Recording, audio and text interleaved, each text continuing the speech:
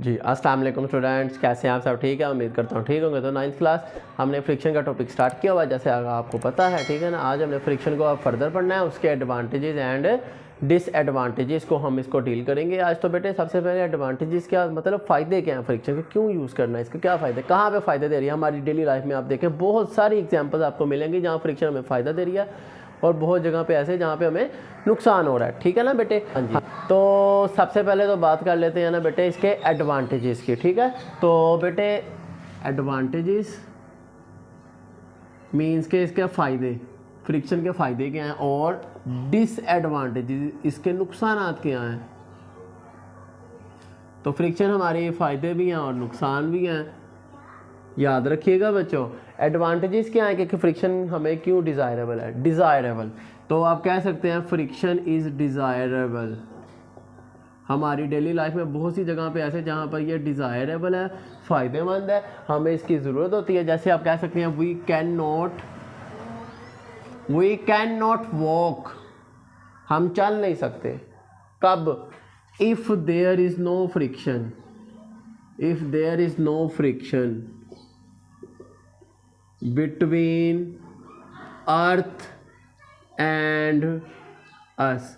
अगर हमारे और ज़मीन के दरमियान फ्रिक्शन ना हो, हम चल नहीं सकते। ज़मीन पे अगर ऑयली हो, स्लिपरी ग्राउंड हो, आप उस पर खड़े हो सकेंगे, वो कर सकेंगे? नो, यू कैन स्लिप, ठीक है ना। आप गिर सकते हैं, स्लिप हो सकते हैं, तो वो उसमें फ्रिक्शन नहीं होगी, इसलिए आप स्लिप होंगे। तो इसलिए फ्रिक्शन ज़रूरी है ताकि आप स्टिल होकर खड़े हो सकें और चल सकें, ठीक है बेटे। उम्मीद है समझ आई होगी।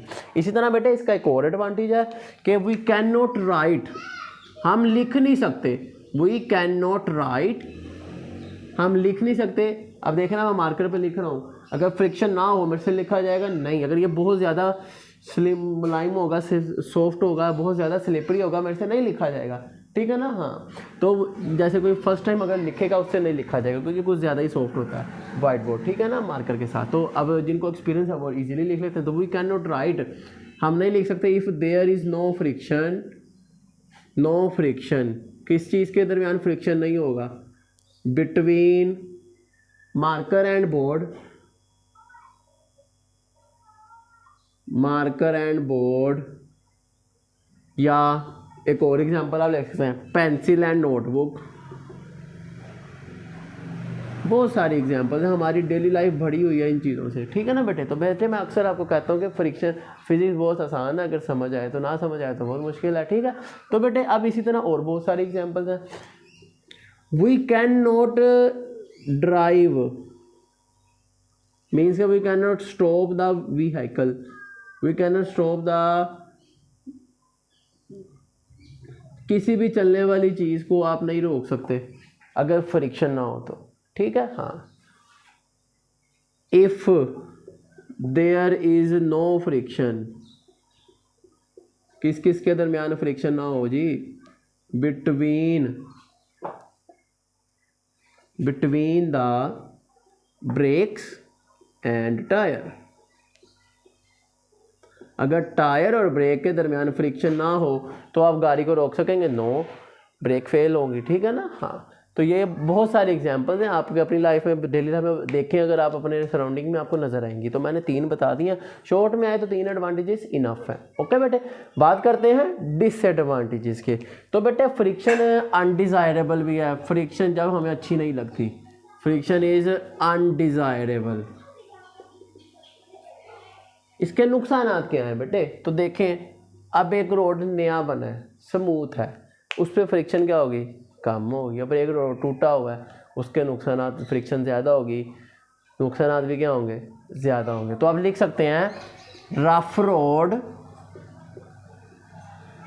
Offers more friction, rough road ज़्यादा फ्रिक्शन शो करेंगे, जिसका नुकसान क्या होगा, नुकसान ये होगा wear and tier.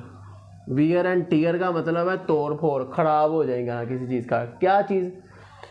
Tyre condition, tyre की हालत बहुत ख़राब हो जाएगी, जहाँ उसने 2 साल निकाले हैं वहाँ वो 6 माह में ख़राब हो जाएगा, ठीक है ना बेटे। हाँ, तो एक ये नुकसान है। फिर फ्रिक्शन की वजह से, फ्रिक्शन को इन मशीनरी पार्ट्स, अब एक मशीनरी है, उसके पार्ट्स में अगर फ्रिक्शन होगी वो भी क्या हो जाएंगे, can cause wear and tear, वो भी क्या हो जाएंगे, टूट जाएंगे, तोड़ फोड़ का शिकार हो जाएंगे। ठीक है बेटा, ये बात आपको समझ आ गई होगी।